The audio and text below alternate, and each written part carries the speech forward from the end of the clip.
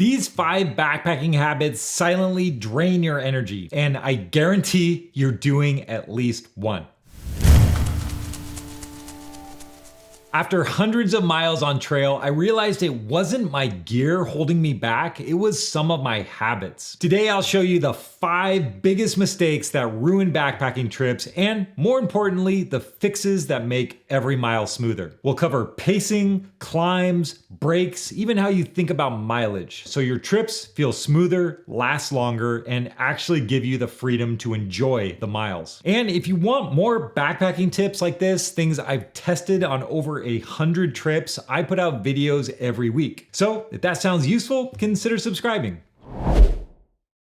Alright, the start of a backpacking trip is a dangerous place, and not because of bears or thunderstorms, but because of your own adrenaline. You've been planning the trip for weeks, you've got all your gear dialed, and the first thing your brain wants to do when you hit that trailhead is like start charging. You're looking forward to the big views, knocking out those first few miles, maybe even feeling a bit like you need to prove to yourself that you belong out here. And before you know it, you're blasting out the gate almost like it's a race to the summit. The problem is, even if you're fit, your body probably isn't used to moving for hours at a time carrying a 30+ pound pack at altitude over uneven terrain. That fast start doesn't feel like much in the moment, but it can sneak up on you pretty fast. Suddenly, before you even realize what's happening, you've hit a wall. Your legs feel heavier, your pace starts taking more effort, and the rest of the day slowly starts kind of turning into a grind. Your morale drops, the afternoons start to drag, camp feels less enjoyable, and it bleeds into the next morning when you wake up already kind of worn down. But the fix is simple, however, it takes discipline. Ease into the day. Start hiking at a conversational pace, slow enough that you can breathe comfortably through your nose. Let your body have a mile or two to get used to the weight of the pack and the rhythm of the trail. Snack early, sip water, and save your energy for when it actually matters. Those last few miles into camp, or that big climb that always feels tougher than it looked on the map. Almost every backpacker is familiar with this temptation. You're hiking for a while, your pack's getting heavy, your legs are sore, and camp is still 3 miles away. The voice in your head says, forget about taking a break, just grind through it and get there. And sure, you can push through, but those last few miles start to feel like punishment. You're not looking at the scenery anymore, you're not noticing the trail, you're locked into a just get me there mindset. And the whole reason you came out, those moments of experience, start to slip right past. The other problem is what that does to your body. Continuing to march on when you're already depleted usually means you're under-eating, under-drinking, and slowly pushing yourself towards the red zone. And instead of arriving at camp feeling confident, you're dragging yourself in feeling wrecked. Cooking now feels like a chore, your sleep that night may be impacted, and the next morning your legs feel like concrete. Your recovery gets delayed, morale can be impacted, and the trip can start to unravel. One method I've found surprisingly effective is the 50-10 rule. Hike for 50 minutes, then stop for 10.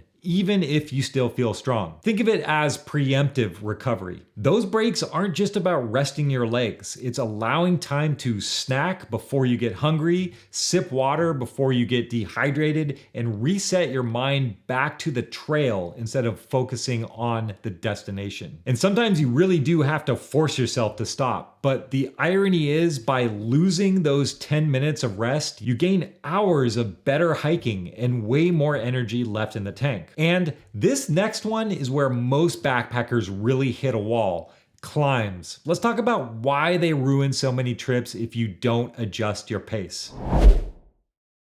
Alright, so big climbs are where so many trips start to unravel. You hit that incline and the instinct is kind of to just keep your regular hiking pace or even charge up the hill just to get it over with. And for the first 30 seconds, it feels fine, but then the cardio impact sneaks up on you fast. Suddenly, your heart rate shoots up, your breathing gets harder, and once you're committed to that pace, it's kind of hard to dial it back, so you end up burning way more cardio than you expected. You make it to the top, but now you're wrecked, and that fatigue doesn't just stop when the climb ends. It stays with you, and that's how you end up stumbling into camp completely cooked, even on a moderate route. Now, if you're young, super fit, or this high output style of climbing works for you, then maybe it's not as much of an issue. But for most of us, especially if you're newer to backpacking with a loaded pack, charging up climbs is a common trap. A more sustainable approach for most backpackers is to deliberately slow down your pace on climbs. On steep inclines, I'll significantly shorten my stride. So I'm kind of taking these tiny little steps up the mountain, and my brain doesn't like that. It tells me you're going too slow. This climb is going to take forever. And I have to resist that urge to start speeding up. But holding that slower pace makes my heart rate manageable. It makes the climb surprisingly smoother, and I arrive at the top without that brutal aftermath of being drenched in sweat and gasping for air.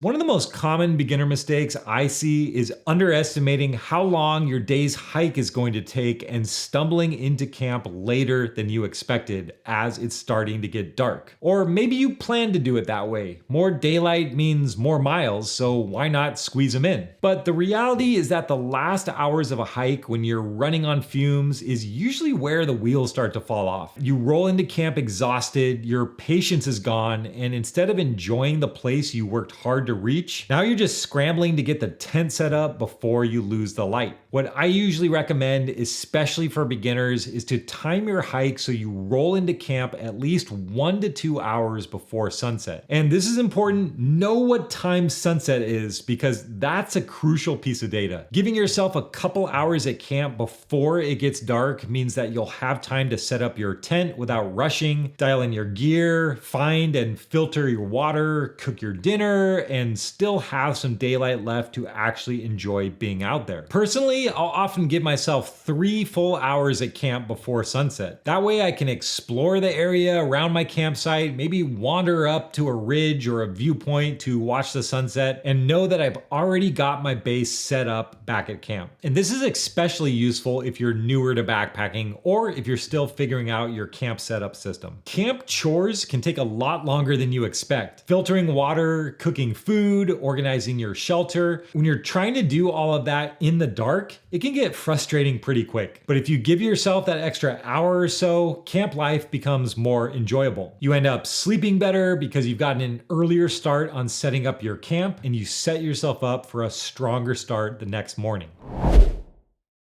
One of the sneakiest traps in backpacking is fixating on the miles. You plan a trip, decide to do, say, 8 miles a day, and it feels manageable. Maybe you've done 8 miles on a training hike back home and it just took you 3 hours. So you figure an 8-mile day will be pretty easy. But out on the trail, that number doesn't always tell the truth. 2 miles on flat ground is not the same as 2 miles climbing a steep ascent. And if you plan your route without taking into account elevation gain and think your day is going to unfold like a smooth treadmill workout, you're setting yourself up for disappointment. And if you want a shortcut for putting all those pieces together, your route, mileage, gear, food, safety, I built a 3-day backpacking trip planner kit. It's the exact framework I use to keep trips predictable instead of stressful. And I've linked it right at the top of the description down below if you want to grab it. So on flat sections of trail, I usually average about 3 miles an hour without really trying. And even though I'm a fairly experienced backpacker, on sustained uphill climbs, my average pace can easily drop to 1 mile an hour. Even if you've trained for a trip, most people aren't carrying their full pack weight on their conditioning hikes. And very few folks are stacking 8 to 10 mile days with multiple climbs back to back. That gap between expectation and reality is where a lot of trips start to feel miserable. That's why it pays to think in terms of